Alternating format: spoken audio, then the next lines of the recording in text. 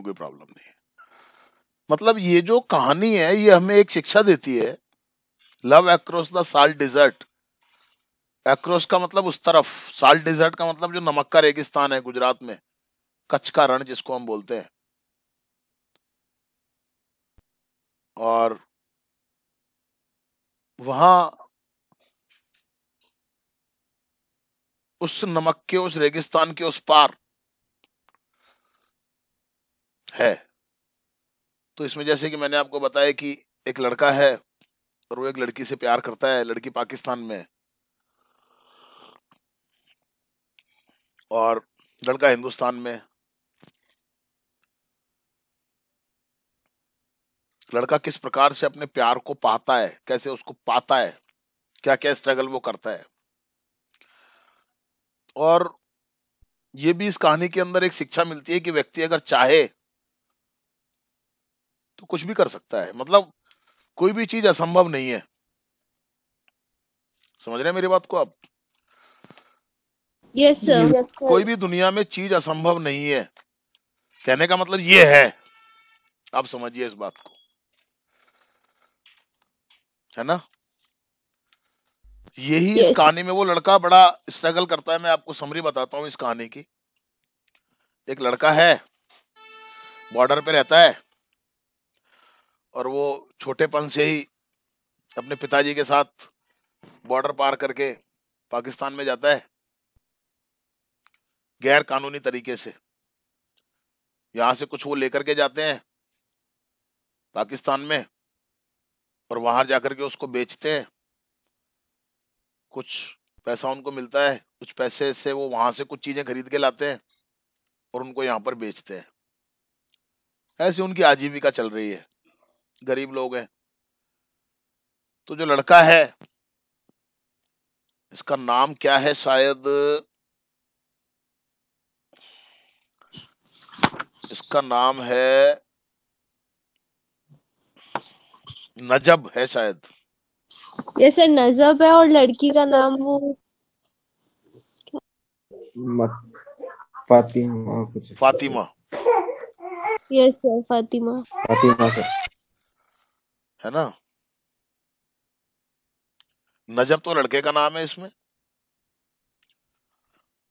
और फातिमा, हाँ फातिमा उस लड़की का नाम है। लड़की का नाम है। लड़की का नाम है। अब वो क्या होता है, वो लड़का अपने पिताजी के साथ, चाचा के साथ जाता है वहां पे। अब वहां पर चूंकि गैर कानूनी तरीके से जाते हैं तो ऐसे खुले में तो घूम नहीं सकते। तो वहां पर कोई सिस्टम ऐसा बना हुआ है कि पाकिस्तान के बॉर्डर पे एक परिवार है और वहां उस परिवार में वो चले जाते हैं, फिर वहां जाकर के रुकते हैं। और वो उस परिवार का जो व्यक्ति है, जो भी नाम आ जाएगा अभी, वो उनकी हेल्प करता है यहाँ से जो ये सामान लेके जाते हैं उसको बेचने में, और वहां से उनको चीजें दिलवाने में हेल्प करते हैं। तो जो भी जब भी ये जाते थे तो उसी के घर में रुकते थे। पाकिस्तान में जो व्यक्ति है उसी के घर में जाकर के रुकते थे वो।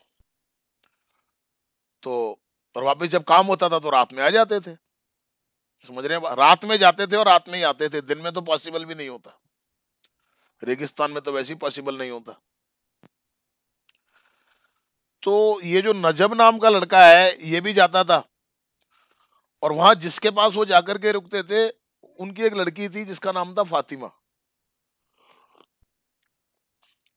अब दोनों को प्रेम हो गया। अब प्रेम जब हो गया तो फिर हो गया। अब एक दिन वो जो लड़का होता है वो अकेला ही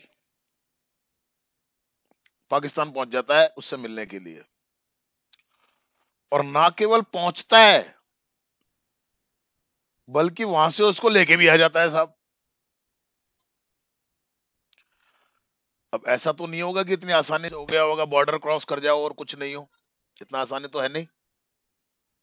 समझ रहे हैं बात को आप? Yes sir. कैसे वो वहां पर गया, कैसे वो वहां पर पहुंचा, किन किन स्थितियों का, परिस्थितियों का उसने सामना किया, किस तरीके से वो उसको वापस लेके आया।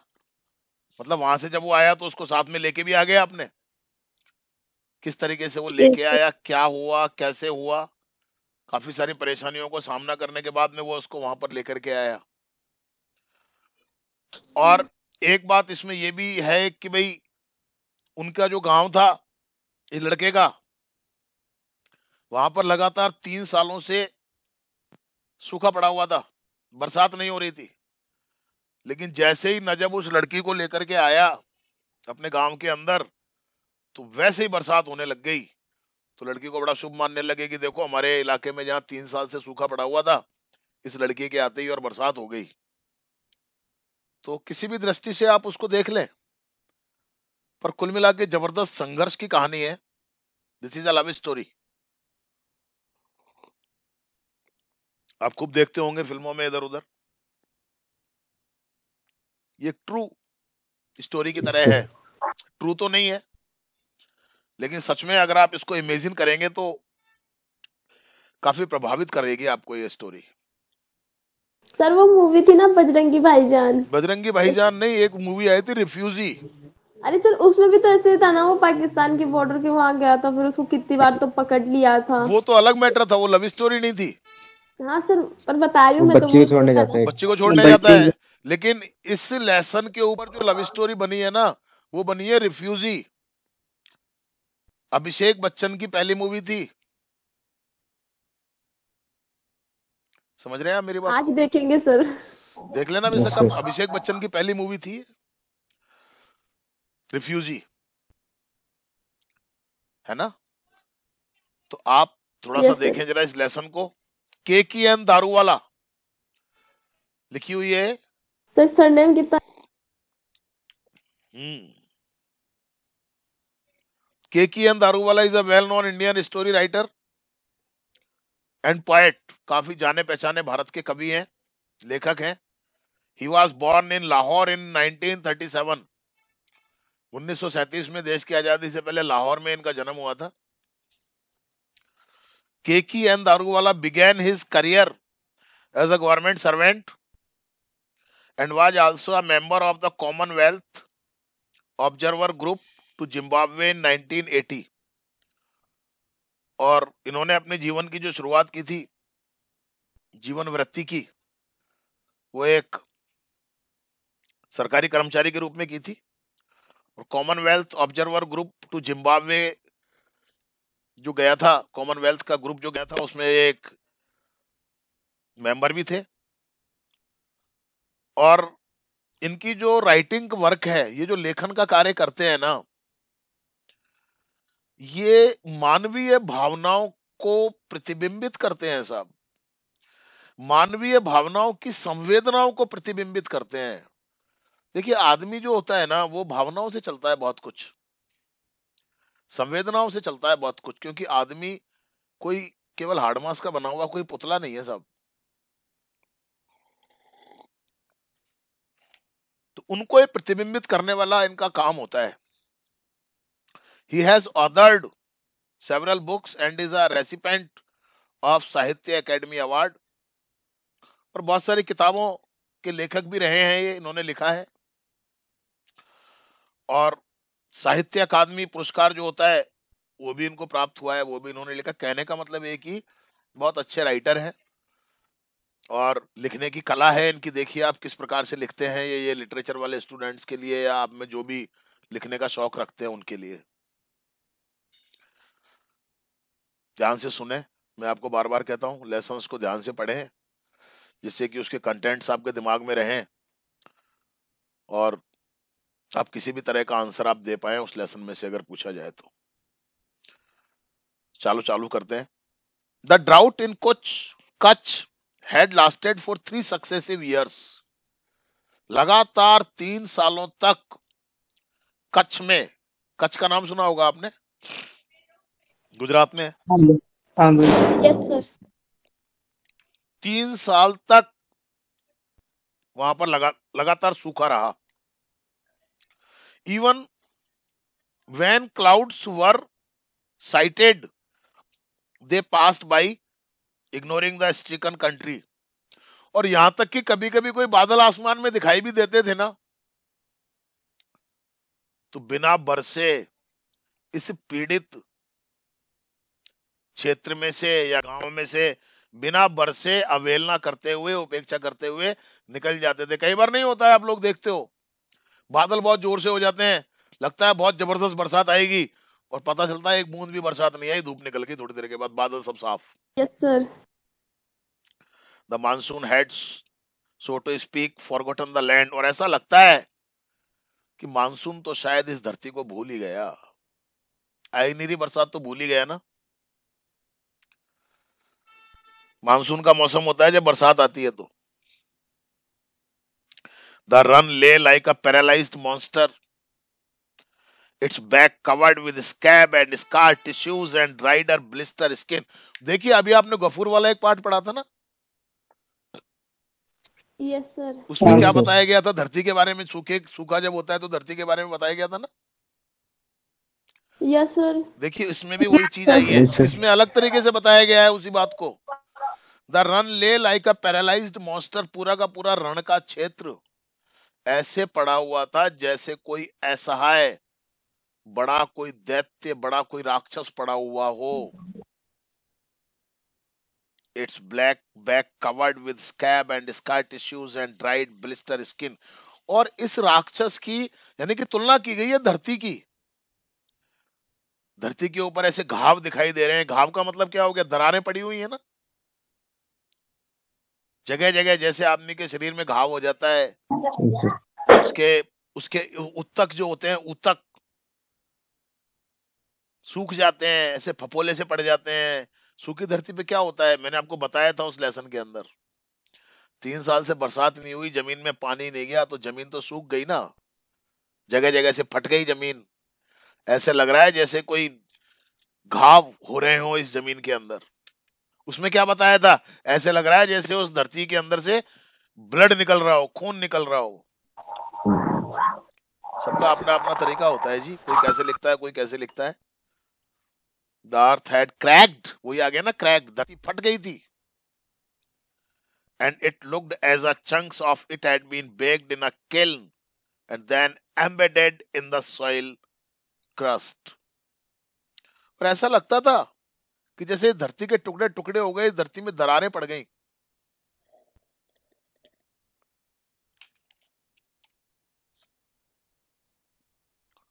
और जैसे उस धरती के अलग अलग टुकड़ों को किसी भट्टी के अंदर पका दिया हो। समझ में आ गई बात? Yes sir. और उन धरती के टुकड़ों को पकाकर जैसे धरती की मिट्टी के अंदर दबा दिया गया हो। मतलब धरती का वर्णन किया जा रहा है जी, धरती कैसी दिख रही थी। The cattle became thin and emaciated. और वहां के लोगों के जो पशु थे वो कैसे हो गए? पतले हो गए,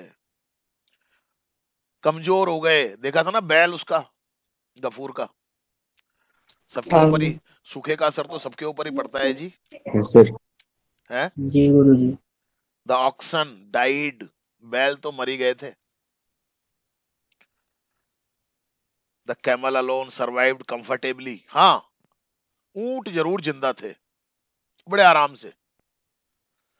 feeding on the babul camel thorn, एक कैमल थॉर्न आता है, एक झाड़ियां आती है एक बावल के नाम से। हाँ, ये जो ऊंट थे ना, ये इन झाड़ियों को खाकर के जिंदा थे कंफर्टेबली, क्योंकि इनका ऊंट तो रेगिस्तान में रह सकता है ना,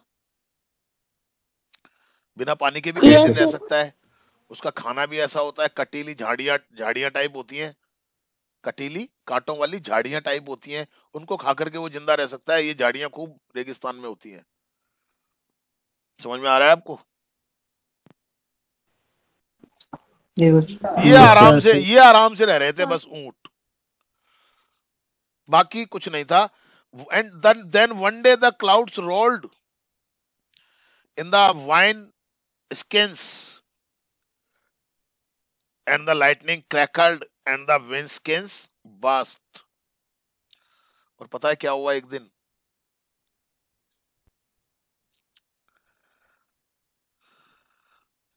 मशक देखी आपने? मशक नहीं देखी? नहीं सर, मशक ये क्या होता है?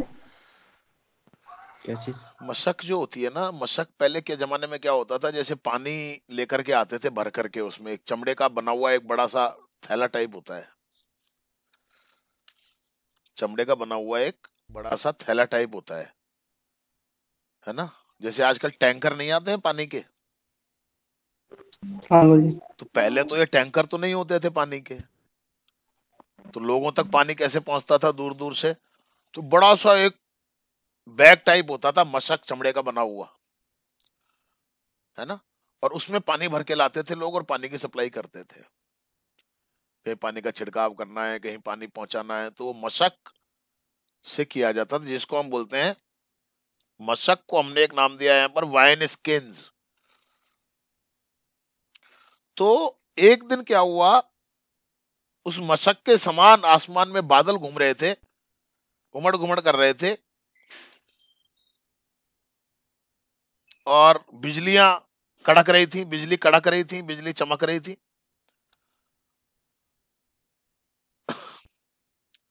और वो फट गया, जैसे मशक फट गया हो और बरसात होने लग गई। Though 2 years have passed since the drought ended, लेकिन हालांकि अब तो 2 साल बीत गए हैं उस बात को, जब वो 3 साल का सूखा समाप्त हुआ था। पर उस दिन ये बरसात हुई कैसे, कब हुई, क्या हुई? Everyone remembers that it first rained on the day when Fatima entered the village। और हर किसी को याद है कि 3 साल के सूखे के बाद जब उनके गांव में पहली बार बरसात हुई थी, तो उस दिन हुई थी जब गांव के अंदर फातिमा ने प्रवेश किया था। फातिमा मैंने बता ही दिया आपको। और this is how she came. अब जो आप आगे पढ़ोगे ना, अब आप जो आगे पढ़ोगे उसमें आपको यह पता चलेगा कि वो इस गांव कैसे? में कैसे आई थी। What would he not do for her, the daughter of the spice seller, she who smelt of cloves and cinnamon? क्या नहीं किया उसने? What would he not do for her? उसके लिए उसने क्या नहीं किया? किसके लिए? The daughter of the spice seller, Fatima. वो जो बेटी थी उसकी, किसकी? Spice seller. स्पाइस सेलर का मतलब मसाला बेचने वाला। वो जो मसाला विक्रेता था, उसकी जो बेटी थी, वो बेटी, she who smelt of cloves and cinnamon. Clove समझते हो आप? लौंग होती ना, लौंग। Yes sir. लौंग तो हाँ जानते बोलिए। होंगे। हाँ बोलिए सर। और सिनामन का मतलब होता है दालचीनी। Yes sir. देखा होगा आपने दालचीनी यस को। सर। यानी कि वो जो लड़की यस थी सर, ये ना, तो सर यस। मसालों में होती उस मसाला बेचने वाले की जो लड़की थी ना, उस लड़की के अंदर से लौंग और दालचीनी की खुशबू आती थी। और उसके लिए उसने क्या क्या नहीं किया। किसने? ये जो लड़का है नजब, whose laughter had the timber of ankle bells। और उसकी हंसी तो उसको ऐसे लगती थी जैसे कि पाइजेब, पाइजेब की खनक हो। पाइजेब समझते हो आप? पायल। है। Yes sir. यानी कि यहाँ पर इस लड़की का यस सर। जो वर्णन किया जा रहा है, समझ रहे हैं ना आप? आपको एक क्वेश्चन बने तो आप ध्यान रखिएगा। वो लड़की कैसी थी, उसको कैसी ऐसी लगती थी उसको जैसे कि उसके अंदर लौंग से की, लौंग की और दालचीनी दालचीनी की की खुशबू आती थी। खुशबू। और उसकी हंसी पायल बिल्कुल ऐसे होती थी जैसे पायल पायल की सी आवाज, जैसे पाइजे बज रहे हो। सर ये क्या है? TIMBRE। यही है, had the timbre of ankle okay bells. Sir. समझ में आ गया? टिम्बर का मतलब यस सर। आवाज, ध्वनि। और एंकल बेल्स का मतलब क्या हुआ? एंकल, एंकल क्या होता है? टखना। पायल कहाँ पहनी यस सर। जाती है? टखने में ही पहनी जाती है ना। हाँ सर। तो एंकल बेल्स का मतलब क्या हो गया? पायजेब या पायल? समझ में आ गई बात आपको? Yes sir. हाँ। whose eyebrows were, और देखिए एक बात और बता रहे हैं इसके बारे में, जिसकी भौहें, भौहें समझते हो आप? Yes sir. अरे eyebrow, yes sir. Yes sir. whose eyebrow were like black wisps of the night, और उसकी भौहें बिल्कुल ऐसी दिखती थी जैसे रात की काली, रात का काला अंधेरा हो या रात की काली धारियां हो। जैसे धीरे धीरे शाम के समय अंधेरा होने लग जाता है ना, ऐसे उसकी भौहें थी। मतलब उसकी सुंदरता का वर्णन कर रहा है वो यहाँ पर। विस्प्स का मतलब वही हो गया, धारियां, रात की काली धारियां, ब्लैक विस्प्स ऑफ द नाइट। भाई ये जो आईब्रो होती है वो एक लाइन की तरह दिखाई देती है कि नहीं देती? Yes sir. कुल मिलाकर के कहने का मतलब ये कि उसकी भौहें बहुत ज्यादा रात की तरह काली थी। समझ रहे हैं आप बात को? Yes sir. और and whose hair was the night itself, और उसके बाल, उसके बाल कैसे थे? बिल्कुल रात्रि के समान। रात्रि कैसी होती है? बिल्कुल अंधेरी होती नहीं होती, काली होती नहीं होती। तो उसके हाँ बाल सर। कैसे यस थे? सर। एकदम गहरे काले उसके बाल थे। काले। हाँ। For her he would cross the, क्या नहीं किया? मतलब उस लड़की के लिए उसने क्या नहीं किया? कौन सी लड़की? उस मसाला बेचने वाले की लड़की। फातिमा। फातिमा। हाँ। और उसकी क्या क्या विशेषताएं बताई हैं यहाँ पर? उसकी खुशबू कैसी उसकी थी? सर। आईब्रो। उसकी आईब्रो के बारे के में बारे बताया, में, आईब्रो के बारे में, उसकी उसके पायल। बालों के बाल बारे के में बारे बताया, सर। उसकी हंसी के बारे मुस्कान में के बारे में। बताया। और उसके बालों के बारे में। बताया ना? इस यस सर। लड़की के लिए उसने क्या नहीं किया? For her he would cross the salt desert, और उसके लिए उसने पता है क्या किया? इसके लिए उसने क्या किया पता? उस साल्ट नमक डिजर्ट को के क्रॉस कर लिया। रेगिस्तान को भी पार पार किया। किया। क्रॉस कर लिया। समझ रहे हैं बात को आप? Yes sir. Yes sir. आदमी की इच्छा शक्ति सर। होती है, वो कुछ भी पा सकता है आदमी, अगर अपने प्रयासों से कुछ भी कोशिश करे तो। पढ़ना आप या किस तरीके का स्ट्रगल किया उस लड़के ने वहां पहुंचने के लिए, और पहुंचने के बाद वापस आने के लिए। समझ में आ रही बात आपको? हाँ yes sir. Sir. Sir. He had state, अब वो घर से रवाना हो गया वो रवाना। ठीक है, किस तरीके से उसने पार किया, अब ये कहानी आगे बढ़ रही है। इमेजिन करो आप, इमेजिन करोगे तो आपको अच्छे समझ में आएगी। He had state the day at काला डूंगर। मैंने आपको क्या कहा कि ये यात्रा रात में ही की जाती थी, दिन में तो कर ही नहीं सकते रेगिस्तान में, पहली बात तो, है ना? दूसरी बात, दिन में पकड़े जाने का डर रहता है, नहीं रहेगा क्या? मैंने आपको पहले यस ही बता सर। दिया कि ये तो चोरी छिपे जाते थे, जो जाते थे तस्करी करते थे, चुपचाप रात के अंधेरे में वहां चले गए, रात के अंधेरे में वहां से आ गए।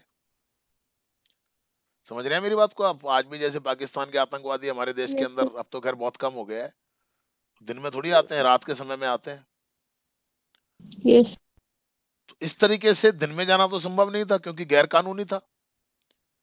ऐसी थोड़ी एक देश से दूसरे देश में घुस जाओगे।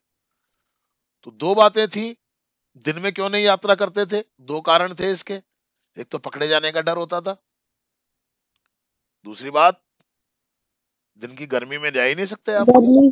निकल ही नहीं सकते आप गर्मी में। तो आप, समझ में आ रही है मेरी बात आपको? तो रात में, दिन में क्या करना पड़ता है, कहीं किसी यस ऐसी सर। जगह पर रुकना पड़ता है जहां पर धूप से और गर्मी से बचा जा सके, और जैसे ही रात होने लग जाए फिर आगे रवाना हो जाओ। क्लियर हो गई बात आपको? यस। तो इसी यस तरीके सर। से जो यस लड़का सर। था ये भी रवाना हो गया, और he had state the day at काला डूंगर, और वहां पर पास में एक जगह है काला डूंगर, काला पहाड़ होगा कोई, और दिन में वो वहां पर रुका हुआ था। अ black hill capped with Basalt, एक काली पहाड़ी है जो कि ज्वालामुखी से निकले हुए, ज्वालामुखी का जो लावा निकलता है ना, नमक, काला नमक टाइप ऐसा होता है, उससे ढकी हुई थी ये ज्वालामुखी। तो आपने देखे होंगे टीवी वगैरह में कैसे लावा निकलता है उसमें से, यस सर। सर। है ना। सर। तो मैं समझता हूँ कि शायद ये पहाड़ वैसे ही बने हैं सारे के सारे जो भी बने हुए हैं। बाकी तो ज्योग्राफी के स्टूडेंट ज्यादा जानते होंगे। खैर कुल मिलाकर के कहने का मतलब ये कि दिन में वो कहाँ रुका, काला डूंगर पे। ये काली पहाड़ी है जो कि ज्वालामुखी से निकले हुए काले नमक से ढकी हुई है। द हाईएस्ट इन कच्छ, और कच्छ का जो क्षेत्र है उसकी सबसे ऊंची चोटी है काला डूंगर। अपने आप ही है जैसे मोती डूंगरी, है ना। और ये पहाड़ियां भी हैं, ये कौन सी पहाड़ियां कहलाती सर। हैं अपने, है ना इधर ये जगतपुरा में कौन सा पहाड़ कहलाता है ये भी कुछ है तो खैर अरावली पर्वतमाला के हिस्से हैं। झालाना डूंगरी। झालाना डूंगरी, बिल्कुल झालाना डूंगरी सर। है ना। ऐसे तो ऐसी कोई डूंगरी होगी और उस पे जाकर के दिन भर तो वहां रुका है। He had set his camel, अल्लाह रखा, free to crop on the Bawal trees, और वहां जाकर के जो बावल की जो झाड़ियां थी वहां जाकर के इसने इसके ऊंट का नाम था अल्लाह रखा। पैदल तो जा ही नहीं सकते, ऊंट लेकर के गया था अपने साथ। तो उस काला डूंगर पर जाकर के अपने ऊंट को तो इसने वहां पर छोड़ दिया, फ्री कर दिया कि आराम से जो बावल की झाड़ियां हैं वो खाएगा उनको। एट डस्क, डस्क समझते हो आप? डस्क का समय कौन सा होता है मालूम है किसी को? नहीं मालूम? अरे बोला तो करो हाँ या सर ना। Sunset, sunset. हाँ, शाम का समय होता है ना जब अंधेरा होने लग जाता है। तीसरा फेर।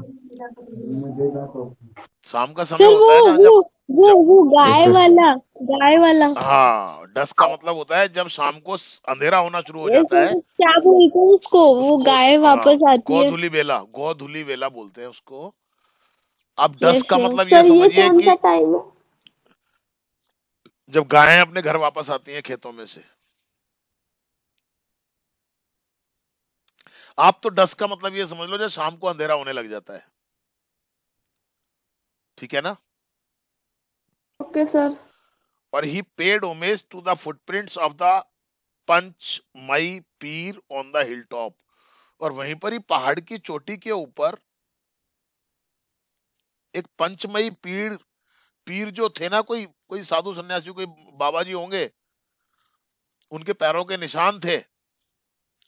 उनके पैरों के निशान को उसने वहां पर प्रार्थना की। अपना पे होमेज का मतलब होता है अपना पूजा पाठ करना। अपना अपन जाते हैं मंदिर में, कहीं मस्जिद में अपन कहीं जाते हैं तो अपन अपने तरीके से जो पूजा करते हैं, हाथ जोड़ते हैं, सिर डोक लगाते इबादत हैं, करते हैं सर। इबादत सर करते हैं, जो भी इबादत। कुछ हम करते हैं। तो उसने भी क्या किया कि वहां पर काला डूंगर पे और पंचमई पीर की एक जगह बनी हुई थी, उनके फुटप्रिंट्स का मतलब पैरों के कोई निशान बने हुए थे, और वहां था ही वो दिन भर रुका हुआ था, अपने ऊंट को वहां छोड़ा हुआ था। और जब शाम का समय हुआ, अंधेरा होने का, तो जाने की तैयारी करेगा, वो जाएगा ना रात में। Yes. लेकिन जाने से पहले उसने Yes, वहां sir. पर उस जगह पर अपना प्रार्थना की। और ही लेफ्ट सम फूड देयर, और वहीं पर उसने कुछ खाना रखा। And started beating on his थाली, और अपना खाना वाना रख करके वो वहां पर थाली बजाने लगा। ऐसी परंपरा थी according to the custom here, यहाँ की परंपरा के अनुसार। कभी भी कोई भी लोग यहाँ से जब ऐसे जाते थे ना, पाकिस्तान में, मैंने बताया क्यों जाते थे, तो वो जब भी जाते थे ना, यस सर। तो जाने से पहले वो इस जगह पर थाली बजाते। इस जगह पर जाते थे, मतलब यहीं से रास्ता था। तो सबसे पहले इस जगह पर जाकर के दिन में रुकते थे, और शाम को वहां पर अपनी जो जो बनी हुई थी जगह पीर, पंचमई पीर की, वहां जाकर के पूजा प्रार्थना करते थे। फिर थोड़ा सा खाना वहां पर वो रखते थे, और फिर ताली बजाते थे। और फिर क्या, ये थाली बजाते थे, और फिर क्या होता था, खाना रखने के बाद जब वो थाली बजाते थे तो इन अ फ्यू मोमेंट्स, और थाली बजाने के बाद कुछ ही क्षणों में The jackals materialized and gobbled up sir the food. Minute है मिनट्स, इन अ अच्छा few minutes. In a few minutes. और कुछ ही मिनटों के अंदर क्या होता था, वहां पर कुछ जैकॉल का मतलब सियार या गीदड़ वहां पर आ जाते थे और उस खाने को खा जाते थे। समझ में आ गई बात आपको? Yes sir. तो यही उसने किया, दिन भर वहां रुका काला डूंगर में, अपने ऊंट को वहां पर उसने झाड़ियां खाने के लिए छोड़ दिया। और जब शाम का समय हुआ तो वो जो पंचमई पीर की जो जगह बनी हुई थी वहां पर उसने अपनी पूजा प्रार्थना की, इबादत की।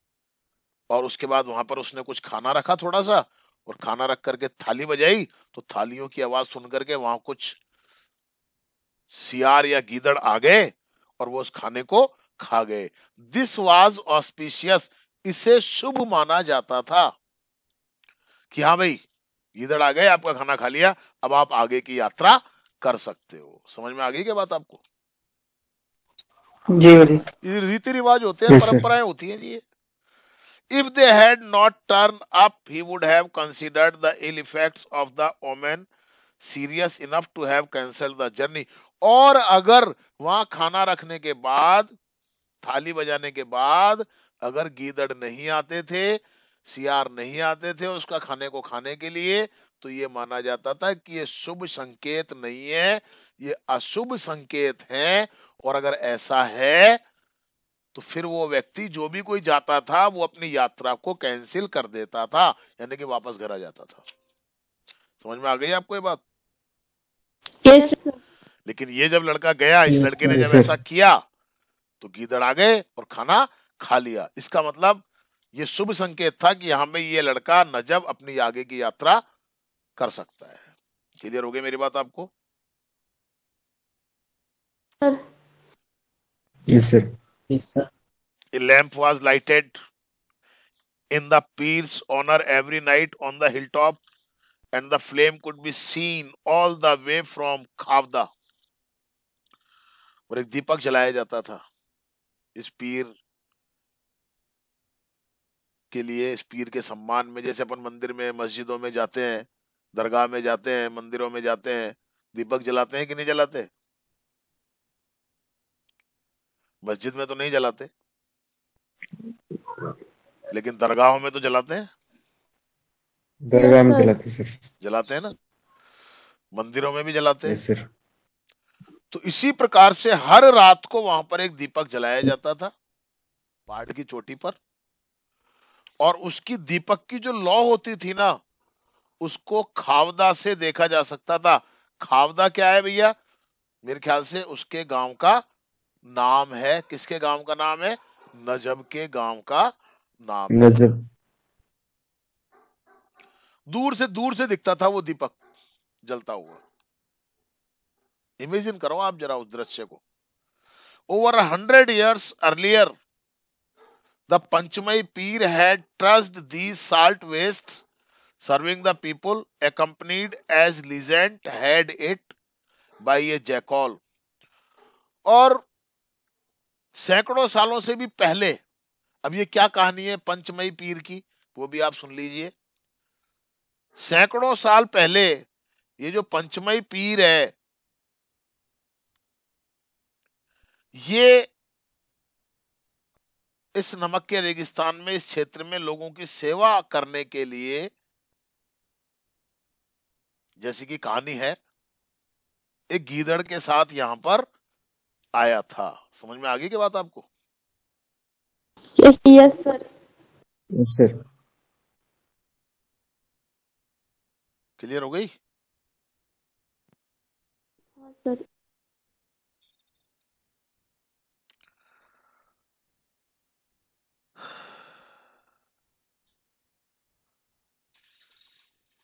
Reclusive by habit, he used to retire to thorn jungles.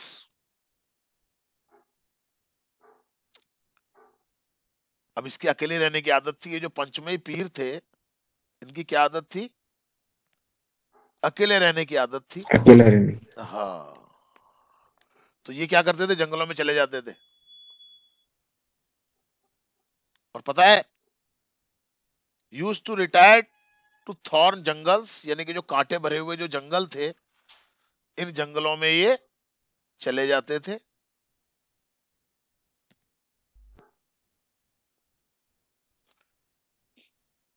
Where apart from his वल्पाइन कंपेनीज, और इनके साथ में एक गिदड़ भी होता था। और यहां पर ये अपने उन लोमड़ साथियों के साथ, वल्पाइन कंपेनियंस का मतलब जैसे लोमड़ी जैसे प्राणी होते हैं, इन साथियों के साथ none else dare to disturb his nocturnal trysts, यानी कि कहने का मतलब ये है कि ये शांतिपूर्वक जिस प्रकार से वहां जंगलों में जाता था ना, तो कोई भी इसको डिस्टर्ब करने की हिम्मत नहीं कर सकता था।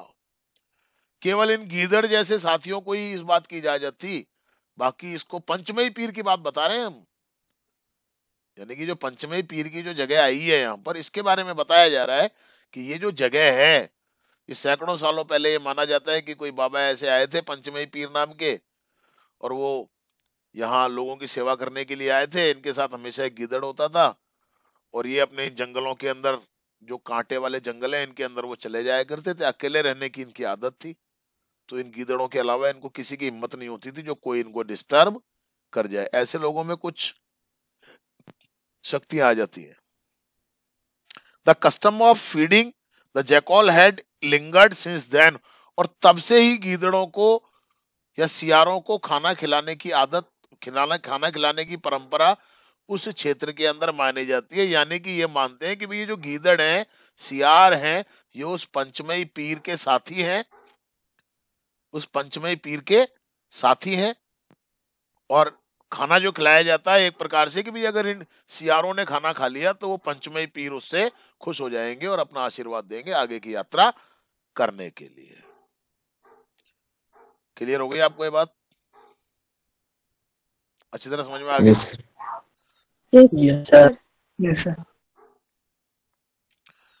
अब यहाँ पर ये सब बात आपको बताइए इस पैराग्राफ के अंदर, और आपको ये भी बता दिया है कि नजब ने क्या किया था। उसी परंपरा के अनुसार वहां गया, पूजा अर्चना की, हाथ जोड़े, जो भी उसको करना था किया, खाना निकाला, रखा, थाली बजाई, जैकॉल सियार आ गए और आकर के उन्होंने उस भोजन को खा लिया। यानी कि नजब के लिए शुभ संकेत था कि वो आगे की यात्रा कर सकता था, कर सकता है। क्लियर हो गया? Yes sir. Okay, thank you very much.